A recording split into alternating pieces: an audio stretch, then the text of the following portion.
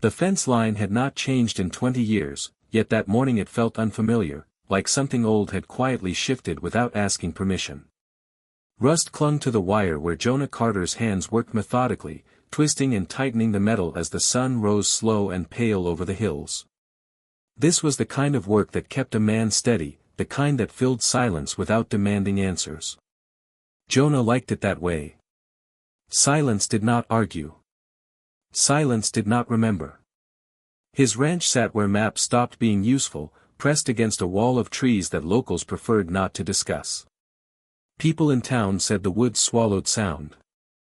That compasses behaved strangely there. That paths rearranged themselves if you stayed too long. Jonah never believed in stories, but he respected distance, and he had chosen this land precisely because no one wanted it. The hammer froze mid-air when the feeling came. That slow, unmistakable awareness that someone else was present. Jonah straightened, muscles tightening, eyes scanning the brush beyond the fence. Wind moved the grass in uneven waves. A bird lifted suddenly, wings cutting the quiet. Nothing else moved. He told himself it was nothing, that isolation played tricks on men who spent too long alone. Then he saw her. She stood just beyond the fence as if the land itself had shaped her from dirt and morning light. Small, barefoot, no fear in her posture at all. Her dress was faded and mended so many times it barely remembered what color it once had been. Dark hair framed a calm face that should not have belonged out here. Jonah's heart hit his ribs hard. No children lived within miles of his ranch. The nearest house was an hour away by truck, and town was farther still. He knew every trail, every slope, every creek bed. Or at least he thought he did. "Morning," the girl said. Her voice was soft, steady, unafraid. Jonah swallowed. "Morning," he replied carefully. "Where did you come from?" She looked past him briefly, toward the woods, then back again as if confirming something only she could see. "From over there." That answer explained nothing. "Are you lost?" Jonah asked, lowering his tone. "Where are your folks?" She smiled, not wide, not nervous. "Certain. My mommy's waiting." The word waiting settled heavily in his chest. "Waiting where?" he asked. The girl stepped closer to the fence. Her eyes held something older than curiosity, something that made Jonah uneasy in a way he couldn't name. "She wants to meet you." Jonah shook his head slowly. "I don't think that's a good idea." She tilted her head. "Why?" "Because no one lived here. Because he knew this land. Because men who followed children into the woods usually regretted it. Because some doors, once opened, didn't close again." "She makes bread," the girl said gently, like she was offering something precious. "And coffee. You look like someone who forgot how to eat with other people." Jonah stared. "What's your name?" he asked.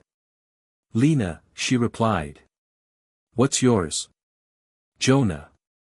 She nodded once, satisfied, as if that settled something important. "Okay, Jonah. Come on." Before he could stop her, she slipped through the brush at a place where the fence sagged just enough for a small body to pass. She didn't look back right away. She already knew he would follow. Every instinct he had warned him not to move. And yet, something older than fear tugged at him. Something that had been quiet inside him for years, buried beneath routine and distance and the careful avoidance of memory. "Wait," he called. She glanced back, smiling. And Jonah Carter stepped into the woods. The trees closed around them quickly. The air cooled, thick with damp earth and shadow. The ground dipped and twisted in ways that didn't match the land he thought he knew. They followed a narrow path, worn not by accident but by repetition. "You come here a lot?" Jonah asked. "My mommy says not to," Lena replied. "But today is different." They crossed a shallow creek, stones slick beneath his boots. Then the trees parted. Jonah stopped. A cabin sat in the hollow like it had grown there. Weathered logs. A stone chimney. Smoke rising thin and steady into the morning air. A garden carefully tended along the edge, green and alive. Someone lived on his land. The door opened before he could speak. A woman stepped out, tall and worn in the way time shaped people who had endured more than they spoke about. Her hair was braided down her back, sleeves rolled to strong forearms dusted with flour. Her eyes locked onto Jonah instantly, sharp and protective. "Lena," she said quietly. "Come here." The girl moved to her side without hesitation. The woman did not look away from Jonah. "You shouldn't be here," she said. Jonah nodded slowly, stunned. "I didn't know anyone was." Her jaw tightened. "Now you do." "My name's Jonah Carter," he said. "I own this land." "I know," she replied. That unsettled him more than anything else. She rested her hand on her daughter's shoulder. "I'm Mara." The woods were silent around them. And Jonah understood, deep in his bones, that whatever he had just walked into was not an accident. It was a beginning. Jonah Carter did not sleep that night, not the way a man was supposed to. His body lay in the familiar bed of his ranch house, the ceiling beams above him dark and unchanged, but his mind kept walking the same narrow trail through the woods again and again. Every creak of the house sounded louder than usual, every shift of wind against the windows carried echoes of a child's calm voice and a woman's guarded eyes. He had spent years teaching himself how to be alone, how to make silence a companion instead of an enemy, yet now the quiet felt crowded with questions that refused to stay buried. The cabin, the garden, the way Lena had looked at him as if she already understood something about him that he had never spoken aloud, all of it pressed against his thoughts until sleep gave up trying. Morning arrived without ceremony. Jonah rose before dawn, more out of habit than rest, brewed coffee that tasted bitterer than usual, and stood at the window watching the land slowly reveal itself in pale gray light. He told himself that the previous day had changed nothing, that the cabin was an anomaly he would address later, that he would return to his routines and let time smooth over the strange edges of the encounter. But even as he thought it, he knew it was a lie. Some moments were too precise, too deliberate, to be ignored. They arrived like a hand on the shoulder, firm and unyielding, reminding you that turning away did not erase responsibility. By mid-morning, Jonah found himself saddling his horse without fully deciding to do so. He did not pack supplies or weapons beyond what he normally carried. This was not a patrol or an inspection. It was something closer to an apology, though he was not yet sure for what. The ride toward the tree line felt longer than it had the day before, the woods darker, as if they were watching him in return. When he reached the creek, he dismounted and led the horse the rest of the way, unwilling to disturb the fragile calm that seemed to protect the hidden clearing. The cabin looked unchanged, smoke still curling gently from the chimney, the garden already catching sunlight. Mara stood outside, hanging damp cloths on a line strung between two trees. She turned at the sound of footsteps, her posture stiffening until she recognized him. Jonah stopped several paces away, hands visible, his presence deliberately unthreatening. He saw the calculation flicker across her face, the quiet weighing of risk against necessity, a skill honed by years of needing to protect more than herself. "You came back," she said, not accusing, not welcoming, simply acknowledging a fact. "I didn't want to pretend I hadn't found you," Jonah replied. That didn't seem honest. Mara studied him for a long moment before nodding once. "Lena's inside," she said. "She was hoping you would." That admission unsettled him more than suspicion would have. Hope carried weight, and he had spent a long time avoiding things that depended on him. Inside the cabin, the warmth was immediate, not just from the fire but from the lived-in comfort of a space shaped by care rather than excess. Lena sat at the small table, carefully copying letters onto a piece of scrap paper with intense concentration. When she saw Jonah, her face brightened in a way that felt dangerously close to trust. "You came," she said, as if confirming a promise that had never been spoken aloud. "I said I might," Jonah replied, and the honesty of that felt important. The three of them shared a simple meal, bread torn by hand and spread with honey, coffee poured into mismatched cups. Conversation came slowly at first, circling safe topics like the weather, the garden, the animals Jonah kept on the ranch. Yet beneath every word ran an undercurrent of things unsaid, of histories pressing against the edges of the present. It was Lena who broke the quiet tension without meaning to, asking Jonah why he lived alone in such a big house. The question landed softly but struck deep. Jonah did not answer right away. Mara watched him closely, not with curiosity but with recognition. Grief had a way of making itself visible to those who carried it. Finally, he spoke, not with details but with truth. "I used to have a family," he said. "I don't anymore." Lena nodded as if this made perfect sense. "Mama says some people don't leave," she said. "They just get quiet." Jonah felt something tighten in his chest, something that had been there for years loosening just enough to ache. Mara reached for her daughter's hand, her expression unreadable but her grip firm. In that moment, Jonah saw clearly that the cabin was not just a hiding place. It was a shield, forged out of loss and determination, held up against a world that had already proven itself unsafe. As days passed, the line between visitor and presence blurred. Jonah did not move into the cabin, did not cross boundaries that Mara had not offered, but he returned often enough that his absence would have been noticed. He brought supplies quietly, leaving them at the edge of the clearing at first, then closer as trust grew. He fixed a leak in the roof without being asked, repaired a broken fence line that protected the garden from deer, taught Lena how to safely approach a nervous horse. Each small act stitched something together that none of them had realized was fraying. Mara remained cautious, but her caution softened into something more nuanced, a watchfulness that allowed room for gratitude without surrendering control.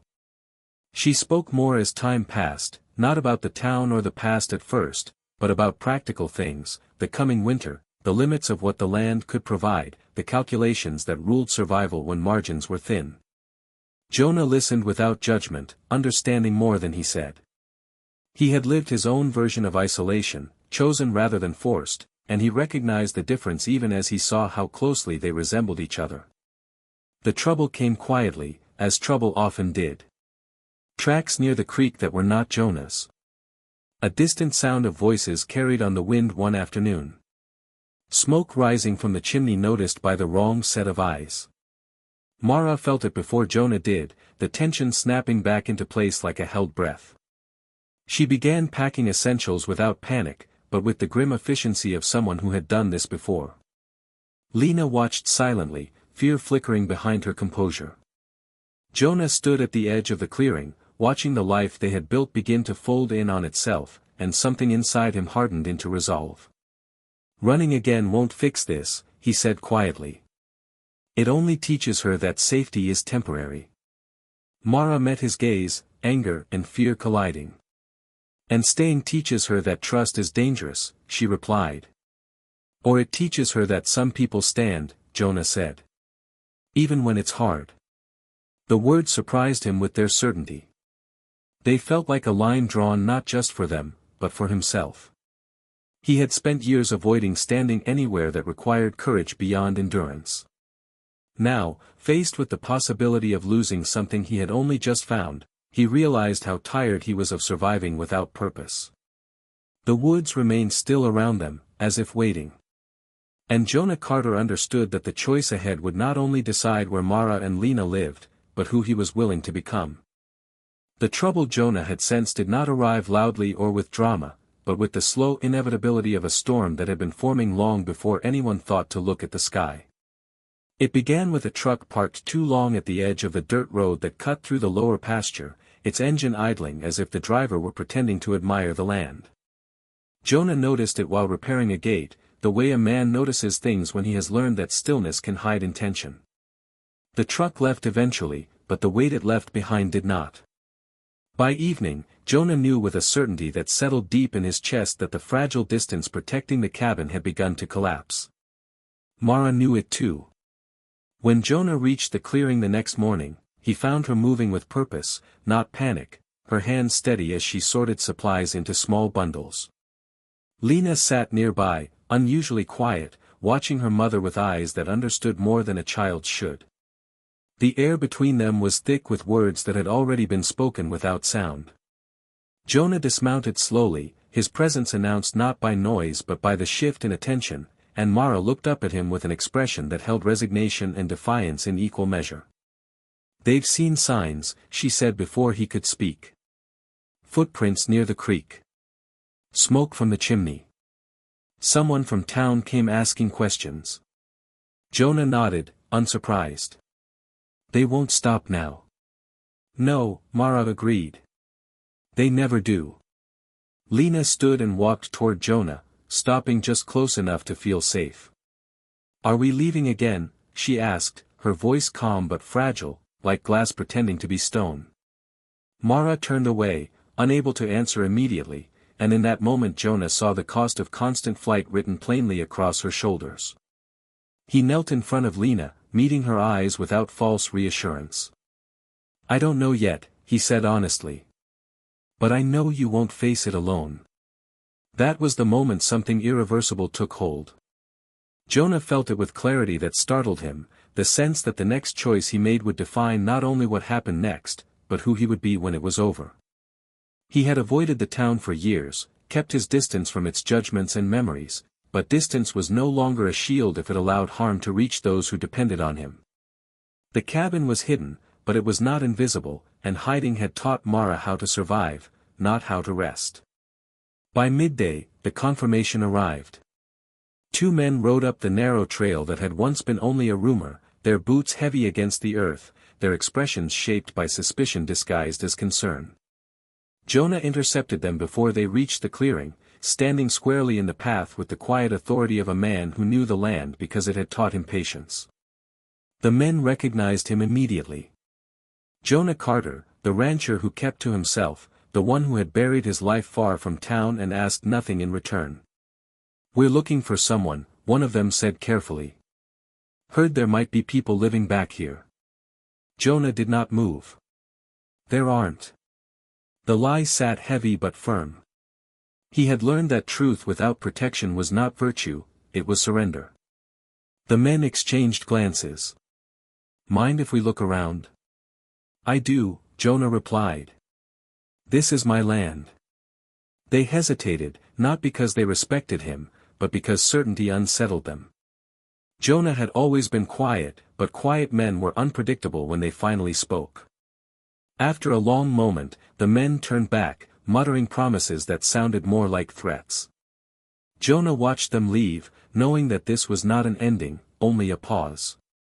That night, Jonah sat with Mara by the fire, the cabin lit by flickering shadows that danced across the walls like memories refusing to stay still.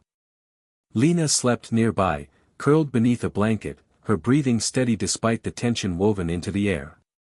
Jonah spoke first, not with strategy, but with truth. He told Mara about the town he had left behind, about the loss that had driven him into isolation, about how he had mistaken solitude for healing because it demanded nothing from him. He told her that standing alone had been easier than standing visible, and that ease had cost him more than he had ever admitted. Mara listened without interruption, her gaze steady, her silence an invitation rather than a wall. When he finished, she spoke of her own past in fuller detail than she ever had before, of how grief had made her a target, how kindness had been offered only when it came with conditions, how protecting her child had meant learning to distrust systems that claimed to exist for help. Their stories did not match in detail, but they resonated in rhythm, 2 lives shaped by loss responding to the same unspoken question of whether the world was worth re-entering. By morning, the decision was made, not declared, but understood. Jonah would go to town. He would stop avoiding the place that had once broken him and stand where Mara could not without risking everything. He would speak plainly, not defensively, and let the truth exist without apology. It was not a plan built on certainty of success, but on refusal to keep running. The town hall smelled of old wood and older judgments. Faces turned as Jonah entered, surprise rippling quietly through the room. He did not wait to be invited to speak. He stood where everyone could see him, the weight of years pressing against his spine, and told them what he knew. He spoke of the cabin, of the mother and child living quietly on his land, of the fact that harm had not been done, that care had been given where cruelty had once threatened to take root. He did not accuse, but he did not soften the truth either. "What you're calling concern," he said evenly, "looks a lot like fear dressed up as authority. And fear doesn't raise children. People do." There was resistance, of course, murmurs of legality and order, but there was something else too, something Jonah had not expected. Doubt. Not in him, but in the certainty that had once allowed people to justify cruelty without reflection. He saw it flicker across familiar faces, the realization that perhaps the story they had told themselves was incomplete. When Jonah left the hall, he did not know if he had won or merely delayed the inevitable. But when he returned to the cabin and Lena ran to him with relief unguarded and whole, he knew that whatever came next would be faced openly. The woods were quiet that evening, not with secrecy, but with the deep stillness of something waiting to be reborn. And for the first time in many years, Jonah Carter felt something like peace, not because he was hidden, but because he had chosen to be seen. The days following Jonah's return from town passed with a strange, careful quiet, the kind that settles after a truth has been spoken aloud and no one yet knows what shape it will take. The woods seemed to listen more closely than before, as if every tree and shadow were holding its breath. Mara continued her routines with practiced steadiness, tending the garden, mending clothing, teaching Lena her lessons by the window where sunlight fell just right. Yet beneath her calm ran a current of vigilance that never fully eased. She had learned too well that silence did not always mean safety. Jonah came often, no longer as a visitor uncertain of his place, but as a man who had chosen responsibility and accepted the weight that came with it. He did not make promises he could not keep. He simply showed up, again and again, letting consistency speak where words might fail. Lena felt the change most clearly. Children noticed shifts in the world long before adults learned how to name them, and she sensed that the running might finally be ending. She began to ask questions not just about letters and numbers, but about the future, about what it meant to belong somewhere without having to disappear. Jonah answered her honestly, never painting the world as gentler than it was, but never teaching her to fear it either. Mara watched these exchanges closely, her heart torn between gratitude and the instinct to protect at all costs. Trust, once broken, did not rebuild quickly, but it could grow quietly, reinforced by actions rather than assurances. The town's response arrived not with force, but with process. Letters were delivered, meetings scheduled, voices raised and lowered behind closed doors. Jonah attended them all, his presence steady, his words measured. He insisted on transparency, on involving Mara in decisions rather than making them about her. It was not an easy path. Old prejudices did not dissolve overnight, and some people clung stubbornly to the comfort of judgment. But others listened, really listened, perhaps for the first time, and began to recognize the difference between protection and control. The narrative shifted slowly, from suspicion to scrutiny, from scrutiny to reluctant understanding. When the final decision came, it was not perfect, but it was fairer than Mara had dared hope. She and Lena would not be forced to leave. Support would be offered without conditions disguised as kindness. Oversight would exist, but it would be human rather than punitive. It was not the justice of stories or speeches, but the quiet justice of compromise shaped by persistence. Mara wept when she heard, not loudly, not dramatically, but with the exhausted relief of someone who had carried fear for too long. Jonah stood nearby, saying nothing, understanding that some victories were meant to be felt rather than explained. The cabin no longer needed to hide. Smoke rose from the chimney without apology. Paths widened, not from intrusion, but from welcome. Jonah helped reinforce the structure, not because it was necessary for survival anymore, but because it represented something earned.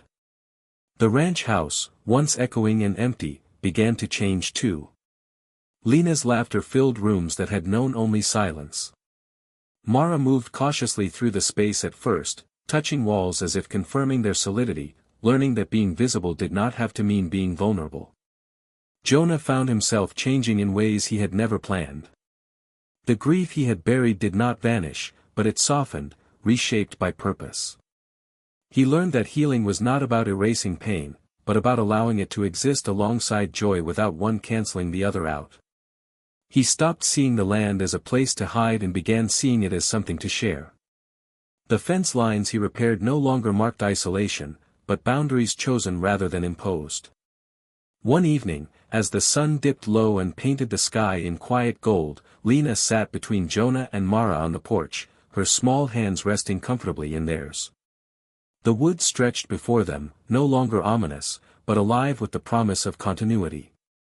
"You stayed," Lena said simply, looking at Jonah. "So did you," he replied. Mara watched them, her expression thoughtful, her defenses lowered just enough to allow hope to take root. She had not planned this life. None of them had. Yet here it was, imperfect and real, built not on rescue or surrender, but on choice. The choice to stand instead of run. The choice to trust carefully. The choice to believe that some people, when given the chance, would rise to meet responsibility with compassion. As night settled over the land, Jonah realized that the woods had never truly been hiding anything dangerous. They had been protecting something fragile, waiting for the right moment to be revealed. And in answering a child's quiet invitation, he had not lost the solitude he once thought he needed. He had found something far rarer, a belonging shaped not by blood or history alone, but by courage, patience, and the willingness to be changed. The silence that followed was no longer empty. It was full of life.